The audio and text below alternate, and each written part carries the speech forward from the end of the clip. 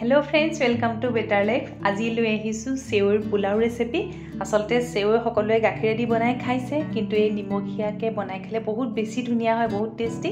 তেতিয়াহলে আহক দেৰি নকৰি ৰেচিপিটো আৰম্ভ কৰো।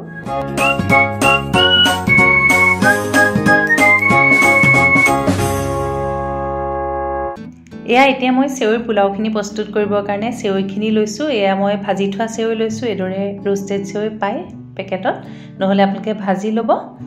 আৰু তাৰ লগতে মই এখিনি ভেজিটেবলছ খিনি লৈছো।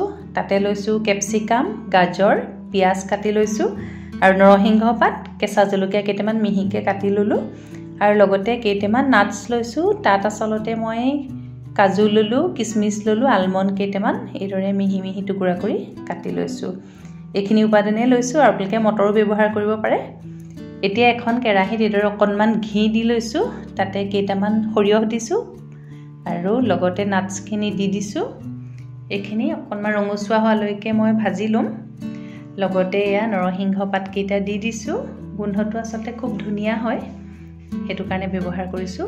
আৰু ইয়াতে কাটি থোৱা পিয়াজ খিনি মই দি দিছো।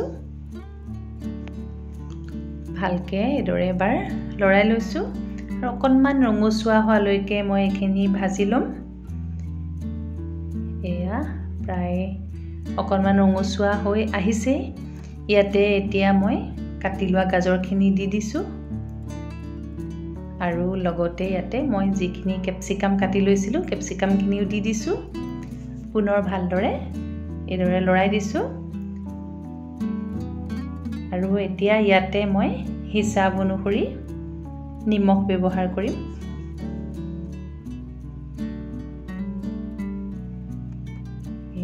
ইয়াতে হিচাপ অনুসৰি নিমখ ব্যৱহাৰ কৰিছো আৰু লগতে অকনমান জলকীয়া গুৰি দিছো। কালাৰটো আসলতে ধুনিয়া হয়।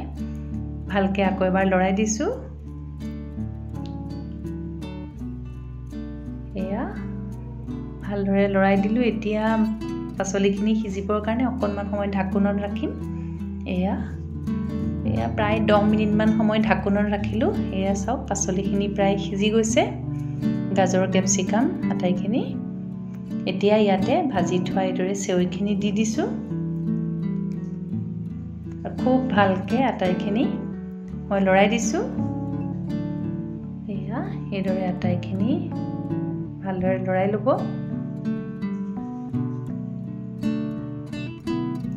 আৰু ইয়াতে এতিয়া হিচাপ অনুসৰি মই পানী ব্যৱহাৰ কৰিম। এয়া মই গৰম পানী লৈছো।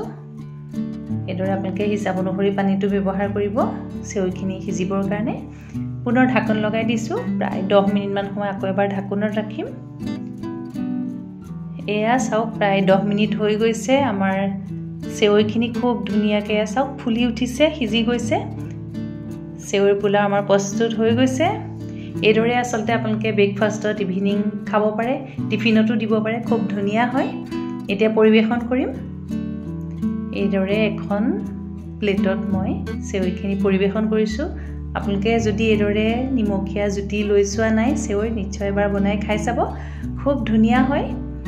আশা কৰো আজি ৰেচিপিটো আপোনালোকৰ ভাল লাগিব আৰু লগতে চাই থাকিব আমাৰ channel better life with Pompi Mitali. আৰু মই পম্পিয়ে নতুন নতুন ধুনিয়া ধুনিয়া ৰেচিপি আপোনালোকলৈ লৈ আহি থাকিম। চাই থাকিব বেটাৰ লাইফ। Thank U.